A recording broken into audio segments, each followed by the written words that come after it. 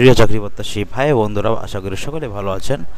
তো দেখতেই পাচ্ছেন স্ক্রিনে টেলিটক বাংলাদেশ লিমিটেড কিন্তু একটি চাকরি সার্কুলার হয়েছে। তো এই বিষয়ে সম্পূর্ণ আলোচনা করব। ভিডিওটি ধৈর্য সহকারে দেখার জন্য আপনার কাছে আমার অনুরোধ রইল। দেখুন, টেলিটক বাংলাদেশ লিমিটেড এর internet protocol centre IPCC help line number 121, হ্যাঁ, যা 24 ঘন্টা ভিত্তিতে ঘন্টা প্রতি মজুরিতে সম্পূর্ণ অস্থায়ী ভিত্তিতে চুক্তিভিত্তিক ইনবাউন্ড কল গ্রহণ এবং আউটবাউন্ড কল প্রদানের মাধ্যমে গ্রাহক সেবা প্রদানের নিমিত্তে নিম্নবর্ণিত ক্যাটাগরিতে যোগ্যতাসম্পন্ন আগ্রহী বাংলাদেশি নাগরিকের কাছ থেকে তো আবেদন আহ্বান করা যাচ্ছে। তো এটা কিন্তু পুরুষ মহিলা উভয়ে করতে পারবেন। যারা চুক্তিভিত্তিক চাকরি করতে চাচ্ছেন তারা কিন্তু দৈনিক হাজিরা ভিত্তিতে কাজটি করতে পারবেন। এখানে সুপারভাইজার নিবে। অনূর্ধ্ব বয়স হবে 35 বছর। 26/10/2025 তারিখে আপনার বয়স নিম্নে 35-এর নিচে হতে হবে। এর জন্য যোগ্যতা লাগবে স্নাতক বা সমমান পরীক্ষায় পাস এবং mobile operator call centre supervisor category কাজে ন্যূনতম 2 বছরের অভিজ্ঞতা সম্পূর্ণ অভিজ্ঞতা থাকতে হবে। মজুরি পরিমাণ হচ্ছে চুক্তিভিত্তিক ঘন্টা প্রতি 95 টাকা, সপ্তাহে সর্বোচ্চ 40 ঘন্টার অধিক নয়। ঠিক আছে, তো আশা করি বুঝতে পেরেছেন।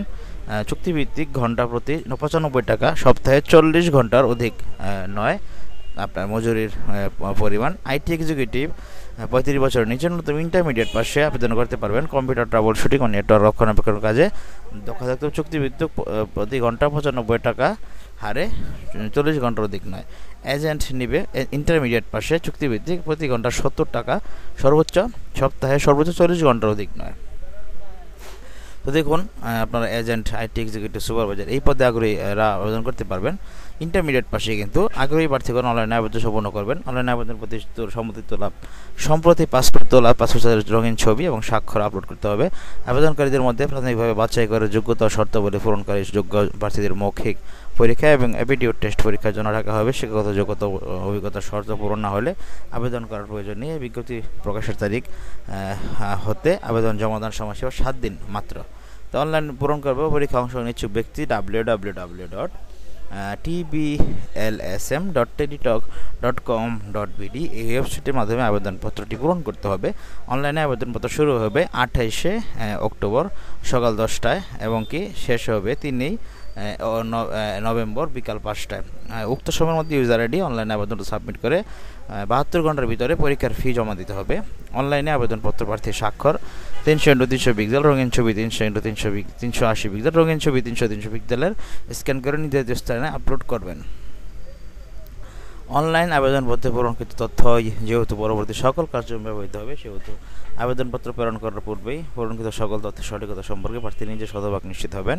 প্রার্থী অনলাইনে পূরণকৃত আবেদনপত্রে একটি প্রিন্ট কপি পরীক্ষা সংক্রান্ত যে কোনো প্রয়োজনীয় সহায়ক হিসেবে সংরক্ষণ করবেন। SMS প্রেরণ নিয়মাবলী ও পরীক্ষার ফি প্রদান। অনলাইনে আবেদনপত্র অ্যাপ্লিকেশন ফর্ম যথাযথভাবে পূরণ করে নির্দেশনা মতো ছবি এবং সিগনেচার আপলোড করে আবেদনপত্র সাবমিট সম্পূর্ণ হলে কম্পিউটার ছবি অ্যাপ্লিকেশন প্রিভিউ দেখা যাবে। নির্ভুলভাবে আবেদনপত্র সাবমিট সম্পূর্ণ হলে প্রার্থী একটি ইউজার আইডি এবং ছবি স্বাক্ষরযুক্ত একটি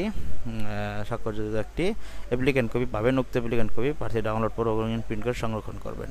অ্যাপ্লিকেন্ট কপিতে একটি ইউজার আইডি নম্বর দেওয়া থাকবে। ইউজার আইডি নম্বর ব্যবহার করে প্রার্থী নিম্নোক্ত পদ্ধতিতে যে কোনো টেলিটক প্রিপেড সিমের মাধ্যমে 2টি SMS এর মাধ্যমে 56 টাকা, 50 টাকা হচ্ছে আপনার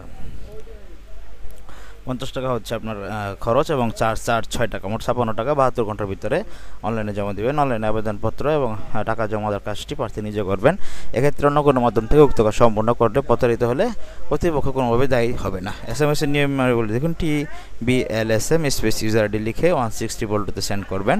তারপরে আপনারা দ্বিতীয় SMS দিবেন TBLSM space ES space pin নাম্বারটি দিবে। তারপর পিন নাম্বারটি এখানে বসাবেন।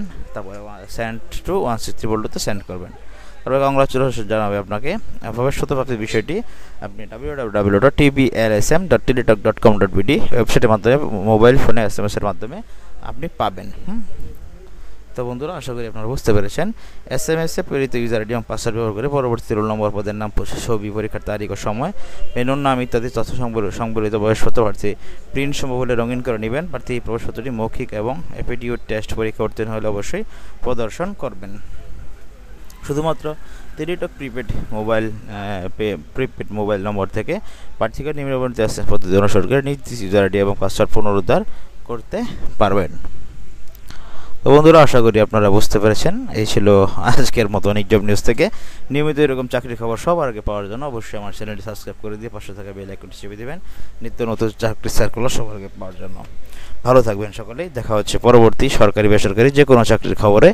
আমার সাথে আপনারা থাকবেন। অনেক জব নিউজ ফেসবুক পেজটি লাইক, কমেন্ট, ফলো, শেয়ার দিবেন। যে কোনো প্রশ্ন থাকলে আমাকে হোয়াটসঅ্যাপে, মেসেঞ্জারে অথবা ইউটিউব কমেন্টের মাধ্যমে জানাতে পারেন। ভালো থাকুন সকলেই।